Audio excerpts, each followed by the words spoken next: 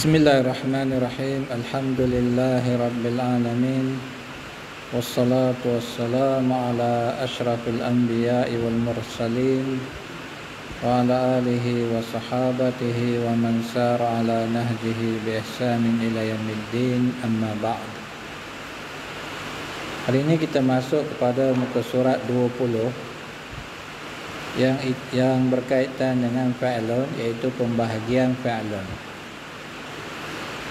Semua dah faham insya-Allah apa yang dimaksudkan dengan fa'ilun. Apa dia fa'ilun ya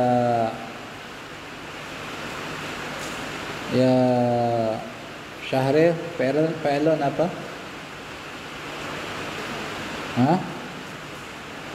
Kata perbuatan ataupun kata kerja. Kalimah yang menunjukkan perbuatan yang berlaku. Kata dia pembahagian fa'ilun. Fa'ilun juga terbahagi kepada beberapa bahagian. Perlu anda ketahui bahawa ahli bahasa membahagikan fa'ilun kepada 3 bahagian berdasarkan waktu berlakunya perbuatan.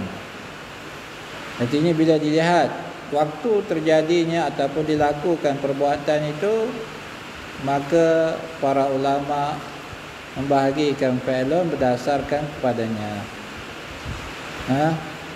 Jadi pembahagian ini penting untuk kita fahami, kerana kesemua ini berkaitan dengan i'rab. Bahasa Arab, i'rab merupakan masalah yang penting yang perlu kita kuasai untuk kita menjadi orang yang mahir tentang bahasa Arab. Jadi kata dia pembahagian itu bagaimana? Yang pertamanya fa'ilun madin. Fa'ilun madin. Apa dia fa'ilun madin? Iaitu kalimah yang menunjukkan perbuatan yang telah berlaku. Mungkin ada yang bertanya, macam mana saya nak tahu ini adalah fa'ilun? Seperti yang telah kita belajar sebelum daripada ini, fa'ilun itu mempunyai tanda-tandanya. Dan cara yang kedua untuk kita ketahui adalah merujuk kepada kamus. Kita lihat apa maknanya. Kalau ia menunjukkan perbuatan, maka itu adalah fa'ilun lah. Telah makan, telah tidur, telah berlari, telah minum, sebagai contohnya. Bila maknanya seperti itu, maka ia adalah fa'ilun. Kalau ianya telah pun berlaku, perbuatan yang telah berlaku dipanggil dengan fa'ilun madin. Contohnya apa? Jadi dalam belajar bahasa Arab ni, sebelum anda bacakan bahagian yang seterusnya, yang pentingnya kita kena kuat membaca.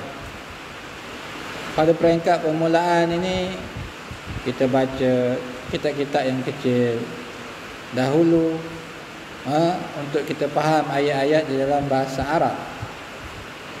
Bila kita banyak penambahan mufradat di dalam diri kita, iaitu perkataan-perkataan Arab dan maknanya, maka kita akan cepat menguasai bahasa Arab ni. Pembacaan itu penting. Kita kena kuat membaca. Sebab itu di markas ini kita utamakan buku di dalam bahasa Arab. Supaya apa? Supaya ianya akan membantu kita meningkat dengan cepat bagi menguasai bahasa Arab ini. Jadi sekarang ini jenis fa'ilun yang pertama adalah fa'ilun madin, yang menunjukkan perbuatan yang telah berlaku. Contohnya, nama Aliyun. Ali sudah tidur. Mana fa'ilunnya? Iaitu nama, telah tidur. Jadi nama adalah fa'ilun madin, menunjukkan perbuatan yang telah berlaku. Qamat Fatimatu. Fatimah telah bangun. Qamat ianya merupakan fa'ilun madin. Semua orang kena ada kamus. bila dia belajar bahasa Arab. Ada yang tak beli kamus lagi? Ana dah peringatkan banyak kali, siapa yang belajar di markas ini, dia kena ada kamus. Dah beli kamus dah? Abu Saleh, mana Abu Saleh? Kenapa tak beli? Kena beli. Kamus mesti ada. Setiap orang kena beli kamus. Baru namanya dia nak belajar bahasa Arab. Kalau tak ada kamus, ianya tidak akan membantu kita untuk menguasai bahasa Arab. Kamus apa yang perlu dibeli, yang sesuai untuk kita, itu tanya kepada guru nanti. Ya. Sekarang ni yang pentingnya kita faham bahawa kalimah nama dan qamat merupakan fi'il madhi. Kalimah nama dan qamat adalah fi'il madhi kerana ia merujuk kepada perbuatan yang telah berlaku. Apa yang menunjukkan perbuatan yang telah berlaku dipanggil fi'il madhi. Yang keduanya fi'il mudhari', iaitu kalimah yang menunjukkan perkara yang sedang berlaku. Boleh perkara, boleh perbuatan, boleh berlaku, ya. Perbuatan yang sedang berlaku atau akan berlaku. Kalau kita hendak menyatakan perbuatan tersebut sedang berlaku ataupun akan berlaku, kita guna apa? Kita guna fi'ilun mudhari'. Macam mana nak jadi fi'ilun mudhari' ini? Nanti kita akan belajar bab khusus tentang fi'ilun. Bila nak tukarkan fi'ilun madin kepada fi'ilun mudhari', maka ada penambahan huruf di awal fi'ilun ni tadi. Contohnya macam akala, kita kena tambah salah satu daripada huruf yang 4 untuk menunjukkan fi'ilun mudhari', iaitu yang dipanggil dengan anaitu. Huruf hamzah, huruf nun, huruf ya dan juga huruf ta. Akala jadi ya'kulu. Zahaba jadi yazhabu. Kalau kita tambahkan huruf ya lah. Bila guna huruf ya, bila guna huruf ta, bila guna huruf alif, bila guna huruf nun, nanti kita akan belajar di dalam bab khusus berkaitan dengan fi'ilun ni tadi, ya. Yang pentingnya sekarang kita faham dahulu. Fi'ilun terbahagi kepada 3. Yang pertama madin, yang kedua mudhari'. Mudhari' untuk menunjukkan perbuatan yang sedang berlaku ataupun akan berlaku. Kalau kita nak cerita bahawa kita sedang melakukan sesuatu perkara, maka kita guna fi'ilun mudhari'. Contohnya, kalau orang tanya, "Madza taf'al ya Muhammad?" Kamu buat apa wahai Muhammad? Kita nak beritahu bahawa kita sedang minum. Kita gunakan fi'ilun mudhari'. Iaitu sebagai contohnya, syariba mudhari' dia yashrabu. Syariba telah minum. Yashrabu sedang minum. Jadi sekarang ni kita pakai fi'ilun mudhari', kita kata ashrabul ma'. Saya sedang minum air. Tak boleh kita guna fi'ilun madin. Contohnya orang kata madza taf'al? Apa kamu sedang buat apa? Kita jawab syaribtul ma'. Tak boleh guna fi'ilun madin kerana apa? Fi'ilun madin untuk merujuk perbuatan yang telah berlaku. Sekarang ni anda tengah buat perbuatan ni, kena guna fi'ilun mudhari'. Kita kata ashrabul ma'. Saya sedang minum air. Jadi penggunaan itu mengikut keadaan yang hendak kita sampaikan dalam percakapan. Artinya dah berlaku guna fi'ilun madin, sedang berlaku guna fi'ilun mudhari'. Kita tengok contoh di sini. Contohnya, yanamus sabiyyu 'alas sarir. Si bayi sedang tidur di atas katil. Kita nak tahu, nak beritahu bayi itu sedang tidur. Kita pakai fi'ilun apa? fi'lun mudhari'. Jangan guna apa? Fi'lun madin. Kerana fi'lun madin menunjukkan perbuatan yang telah berlaku. Ya. Contoh yang lain, ya'kulu Muhammadun al-fawakiha ma'a abawaihi. Muhammad sedang makan buah-buahan bersama kedua ibu bapanya. Ya.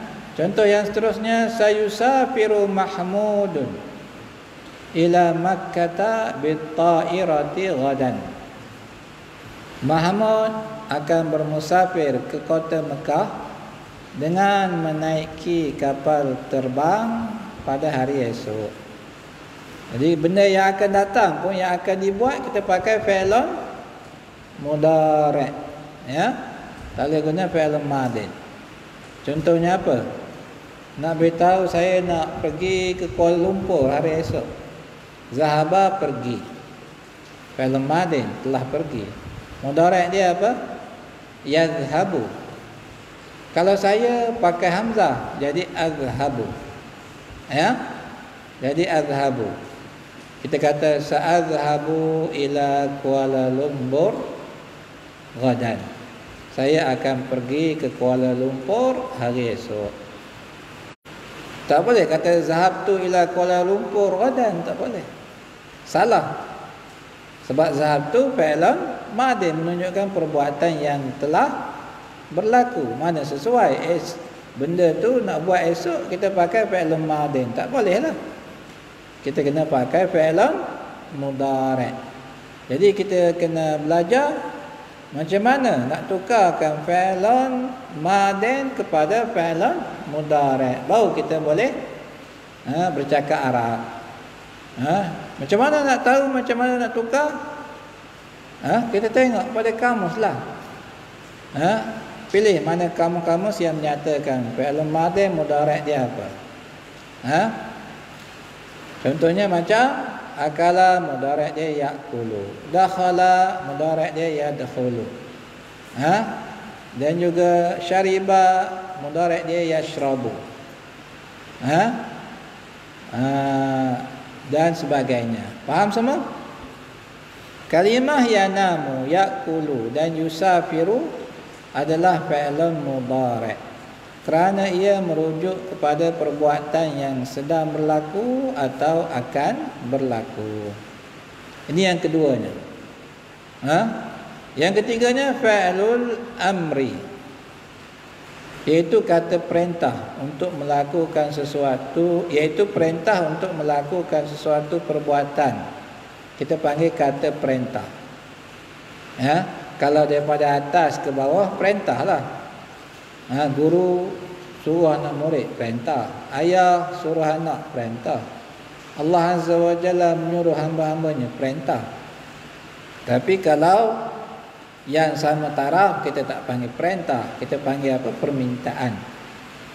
Minta dia buat sesuatu. Contohnya, kita kata kepada kawan kita, kita kata pada kawan kita, kul hazat tufah, makanlah apple ini. Itu tak digelar perintah kan? Permintaan. Kita minta dia buat perkara tersebut. Ya. Jadi kata perintah ni sebagai apa? Sebagai terjemahan yang umum sahaja bagi fi'lul amr ni tadi. Ya. Al-amru maknanya perintah. Ya, itu kita akan bincangkan lagi dalam kitab yang lebih besar lagi.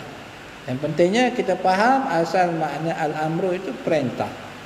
Kalau suruhan di dalam bahasa Arab, kita akan gunakan fi'lul amri kalau bermaksud suruhan.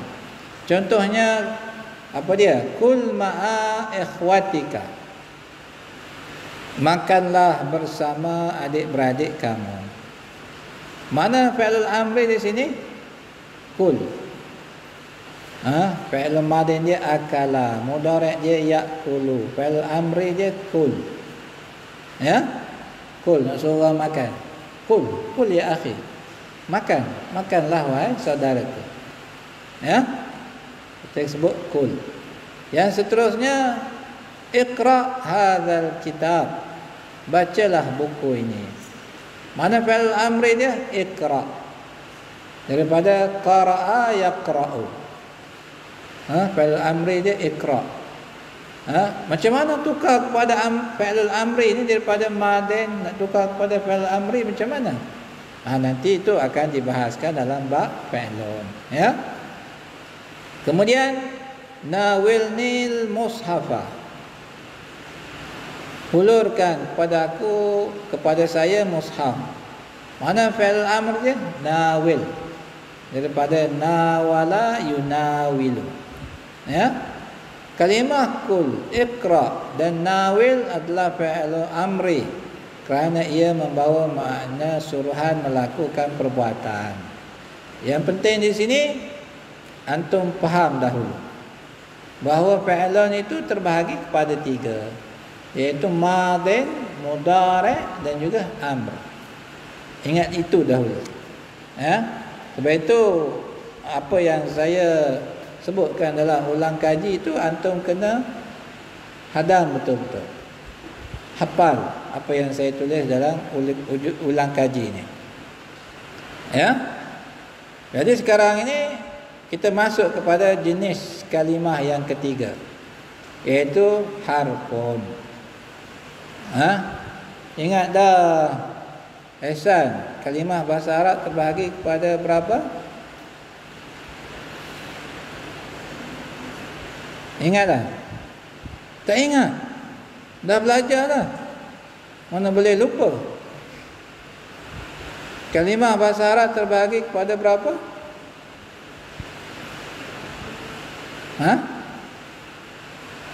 Fahim? Kalimah dalam bahasa Arab terbahagi kepada berapa? Apa dia? 3. Apa dia? Ismun, fa'ilun, harfun.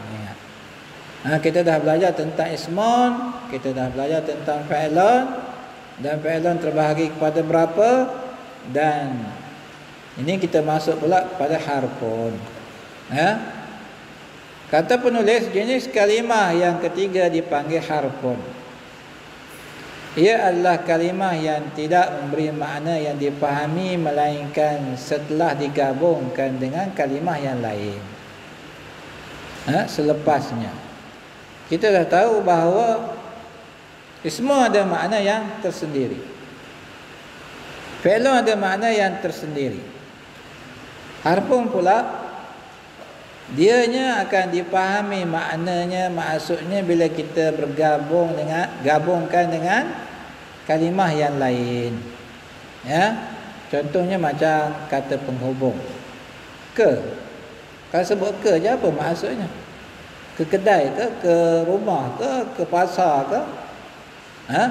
Jadi ianya mendatangkan makna yang lengkap, makna yang sempurna bila digabungkan dengan kalimah yang lain. Adapun ianya sendiri tak menunjukkan makna yang boleh kita fahami. Ya. Contohnya apa dia? Kata dia, Contohnya di dalam bahasa kita adalah kata penghubung seperti ke, di, dari, daripada dan sebagainya. Di antara kalimah yang digolongkan sebagai harfun dalam bahasa Arab ialah huruf jar. Kita dah belajar apa dia kalimah-kalimah yang dipanggil dengan huruf jar. Dah apa dah Abu Abdullah? Abu Abdullah Sani dah apa huruf jar? Dah. Abu Abdullah Awal dah. Kenapa terus? Supaya apa? Kita dapat belajar dengan lancar, ya. Jadi sekarang ni antara huruf itu adalah huruf jar. Seperti min, ila, an, ala. Dan juga antara huruf itu adalah huruf istifham. Seperti a, adakah, hal, adakah. Contohnya kita kata, adakah ini buku kamu? Akitabuka hadza? Adakah? Akitabuka hadza? Adakah ini buku kamu. Ya. Jadi A itu adalah huruf juga. Jadi di sini kita bacakan contoh bagi huruf. Zahabtu ilal masjidi bisayyarati. Saya pergi ke masjid dengan kereta. Mana huruf di sini? Abu Uwais? Ilah. Ilah ke? Ada lagi huruf di sini, Abu Abbas. Apa dia? Huruf ba. Ba juga huruf ja. Kita dah belajar kan? Maknanya dengan. Contoh yang lain, jalasat ummi alal bisat. Mak saya duduk di atas hamparan. Mana huruf di sini, Abu Ahmad? Ala. Aina akhuk? Naim?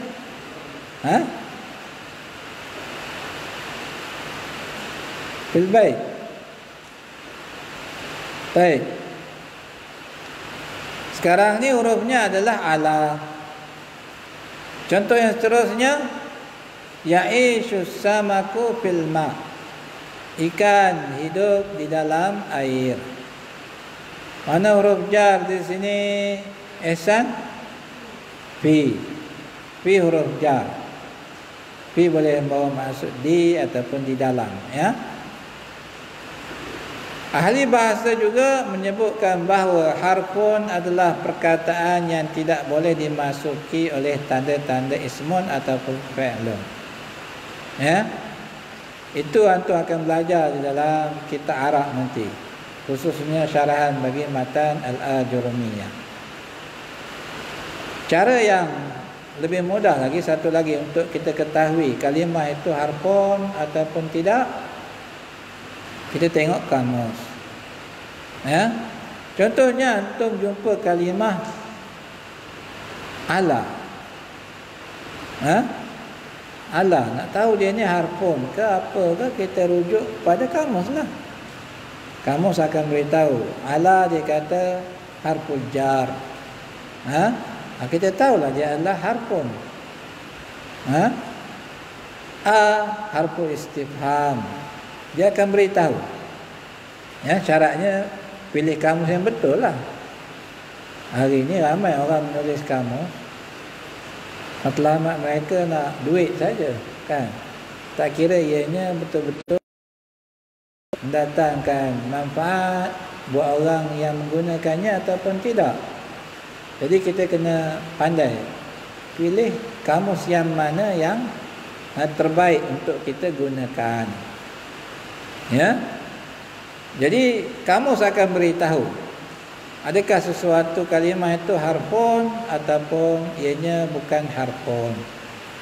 Faham semua? Baik. Kemudian kata dia, artinya sekiranya kita mengamati perkataan-perkataan Arab serta ayat-ayatnya, maka kita akan dapati tiada tanda-tanda tersebut pada harfun. Contohnya macam tanwin. Harfun tak menerima tanwin. Ataupun qad. Qad tak boleh masuk pada harfun. Qad ilal masjid tak ada dalam bahasa Arab, ya. Jadi tanda-tanda yang ada pada ismun ataupun fa'ilun, dia tak akan masuk kepada harfun. Itu poinnya di situ. Ulang kaji. Perkataan-perkataan Arab terbahagi kepada 3, ismun, fa'ilun dan harfun. Ismun merujuk kepada kata nama seperti kata nama khas, ganti nama, binatang, binatang, haiwan. Ada ulang situ pula. Kalau bahasa kita binatang, haiwan tu lebih kurang tak? Kalau bahasa Arab, haiwan lain dengan apa? Binatang, kerana tidak semua haiwan itu binatang. Haiwan itu merujuk kepada apa? Yang hidup. Kita manusia pun hidup juga. Ya? Kita manusia pun hidup. daripada kalimah hayyun, yang hidup. Jadi bahasa kita binatang, ianya merujuk kepada haiwan yang bukan manusia, ya. Benda macam rumah, batu, kayu, itu benda lah. Selipar, kata dasar dan sebagainya. Fi'lun adalah kata kerja ataupun kata perbuatan. Harfa merujuk pada perkataan yang tidak mempunyai makna yang tersendiri. Tak seperti apa dia? Ismun dan fi'lun yang punya makna yang tersendiri. Berjalan ada makna yang tersendiri. Pokok ada makna yang tersendiri. Makan ada makna yang tersendiri. Harfa tidak mempunyai makna yang tersendiri. Seperti yang saya sebutkan tadi, bila kita gabungkan dengan kalimah yang lain, baru ia melengkapkan makna yang dikehendaki daripada huruf-huruf ni tadi. Apabila harfun digabungkan dengan perkataan yang lain, barulah ia mendatangkan makna yang dipahami. Fi'lun terbahagi kepada 3. Madin, telah berlaku, mudhari', sedang atau akan berlaku, dan amrun, kata perintah. Ya. Kita masuk kepada bab yang ketiga. Itu carta tu antum boleh tengok sendirilah. Carta tu dibuat untuk apa? Untuk memudahkan lagi kita mengingati bahagian-bahagian yang kita pelajari. Orang sekarang dia pakai carta. Untuk apa? Untuk kita, bila kita tengok, mudah semula kita ingat. Kita nampak apa yang kita pelajari. Bab yang ketiga, bab al-i'rab dan al-bina. Hari itu kita dah ceritakan sedikit apakah yang dimaksudkan dengan i'rab dan apa yang dimaksudkan dengan bina. Ini penting. Kerana inilah pembahasan pokok di dalam ilmu nahwu. Ya. Kata dia, sebagaimana yang dijelaskan, perbincangan ilmu nahwu berhubung kait dengan keadaan yang ada pada penghujung perkataan. Keadaan tersebut sama ada berlaku padanya perubahan, inilah yang dipanggil dengan i'rab, atau yang tidak menerima perubahan, maka ia dipanggil bina. Itu kita dah kata i'rab itu apa dia? Abu Abbas? I'rab itu adalah perubahan yang boleh berlaku pada hujung perkataan. Bina, kekalnya hujung perkataan itu tanpa berubah. Itu ringkasan bagi makna kedua-dua kalimah ni. Baik, pengertian i'rab. I'rab artinya mengubah keadaan hujung perkataan kerana berbezanya amil yang masuk kepadanya. Sebab apa kita perlu ubah? Baris atas jadi baris bawah, baris depan. Kenapa? Sebab berbezanya amil yang masuk kepadanya. Amil ni apa dia? Amil pula berarti perkara yang menentukan kedudukan hujung sesuatu perkataan. Artinya amil inilah yang menjadikan sesuatu kalimah itu baris depan atau baris atas atau baris bawah. Yang menjadikan perubahan ini ianya dipanggil apa? Amil. Ya. Dengan lain perkataan, perubahan akan berlaku kepada sesuatu kalimah di dalam ayat apabila berbezanya amil yang masuk kepada perkara tersebut. Sebagai contohnya, apabila anda melihat kalimah yang boleh berubah akhirnya daripada baris atas pada baris depan atau baris bawah, maka ia adalah kalimah yang mu'rab. Ya. Kita jumpa suatu kalimah tu, kita baca Quran ke ataupun hadis ke, kita baca ya ini kat sini baris depan, Muhammadun Rasulullah, Muhammad baris depan. Kemudian kita jumpa di dalam nas yang lain seperti hadis baris atas pula. Sebagai contohnya, asyhadu anna Muhammadan. Kenapa Muhammadan? Yang satu lagi Muhammadun. Kemudian jumpa pula yang lain Muhammadin sebagai contoh. Jadi di sini bila kita melihat perubahan-perubahan ini, maka kalimah yang berubah ni ianya dipanggil dengan mu'rab. Dan ada yang mengubah kedudukan baris ini. Yang mengubah kedudukan baris ini dipanggil amil. Ya? Dipanggil amil. Kata dia, apabila anda melihat kalimah yang boleh berubah akhirnya daripada baris atas kepada baris depan atau kepada baris bawah, maka ia adalah kalimah yang mu'rab. Ingat dah?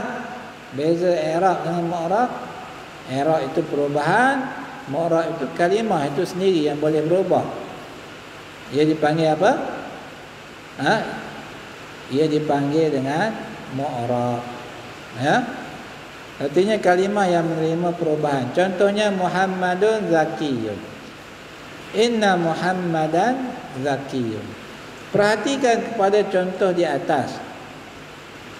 Kalimah Muhammad berbaris depan pada contoh yang pertama dan berbaris atas pada contoh yang kedua. Perubahan inilah yang dipanggil dengan i'rab. Amil bagi contoh yang pertama adalah kedudukan kalimah tersebut yang berada di awal ayat. Kalimah yang berada di awal ayat dipanggil mubtada. Bila sesuatu kalimah tu di dalam ayat dia merupakan kalimah yang pertama sekali. Kedudukan dia di awal ayat. Kalau ianya adalah ismun, maka ismun yang berada di awal ayat ini dipanggil mubtada. Dipanggil apa? Mubtada. Mubtada dalam bahasa Arab kita kena baca dengan baris depan. Ya? Kita kena baca dengan apa? Baris depan. Nah, itu kaedahnya. Bila antum bercakap sebagai contohnya Muhammad sakit, bahasa Arab dia apa dia? Muhammad marid. Muhammad nak baca apa? Muhammadan ke Muhammadin ke Muhammadun? Kita kena baca Muhammadun. Sebab apa? Muhammad adalah kata nama, ismun. Dia terletak di permulaan ayat. Di dalam bahasa Arab, ismun yang terletak di permulaan ayat dia dipanggil dengan mubtada, dan mubtada ni kita kena bacakan dengan baris depan. Tak boleh kita kata Muhammad sakit, Muhammadan marid, tak boleh. Kita kena sebut Muhammadun. Tak boleh sebut Muhammadan, tak boleh sebut Muhammadin. Itu kaedah dia. Ismun yang berada di awal ayat hendaklah kita baca baris depan, kerana ia digelar dalam ilmu nahwu ni sebagai mubtada. Mubtada kena baris depan. Di dalam bahasa Arab, ismu yang berada pada permulaan ayat hendaklah berada pada kedudukan raf'un, atau dengan kata lain perkataan yang dibariskan ke hadapan. Bab raf'un kita akan belajar nanti. Yang penting kita faham dahulu. Kenapa Muhammad ni kita kena baca baris depan?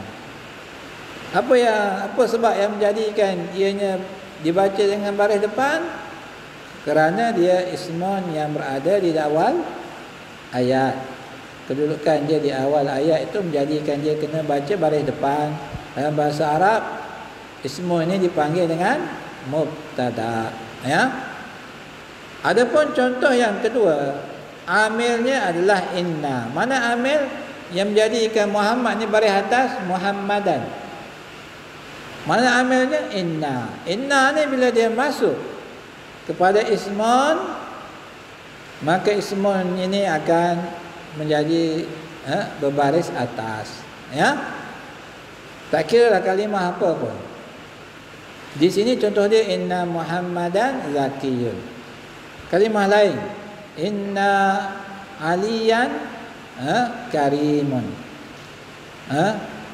Contoh yang lain, benda pula, innal baita kabirun. Sesungguhnya rumah tersebut besar. Jadi inna ni adalah amilnya. Ia yang menjadikan ismun yang selepas dia ni tadi dipanggil ismun dia berbaris di atas. Fungsi kalimah ini adalah menjadikan ismunnya berada pada kedudukan nasbun atau berbaris di atas, sebagaimana yang akan dijelaskan di dalam bab yang akan datang insya-Allah. Jadi sekarang ni antum kena apa? Kena tahu apa itu i'rab dan juga apa amil yang menentukan kedudukan i'rab ni tadi. I'rab perubahan yang menentukan perubahan itu dipanggil dengan amil. Mengenali amil kata dia. Amil contohnya inna Muhammadan Rasulullah. Amil tu yang ada garis bawah itu inna. La'alla aliyan bi khairin. La'alla di sini adalah amil, menjadikan Ali itu baris atas. Ya. Moga-moga Ali dalam keadaan baik. La'alla aliyan bi khairin. Moga-moga Ali dalam keadaan baik. Jadi amil dia adalah la'alla. La'alla ni lah yang jadikan aliyan berbaris di atas. Faham Syafiq? Tengok betul-betul. Ya. Kalau dengar elok insya-Allah ilmu nahwu ni tak susah. Ya. Baik. Adapun bab bina nanti kita baca sambung hari esok insya-Allah. Biar kita ambil sikit-sikit, yang penting kita faham betul-betul ya. Esok kita sambung kepada bahagian yang berkaitan dengan bina dan juga apa itu mabni. Subhanakallahumma wa bihamdik, asyhadu an la ilaha illa anta, astaghfiruka wa atubu ilaik.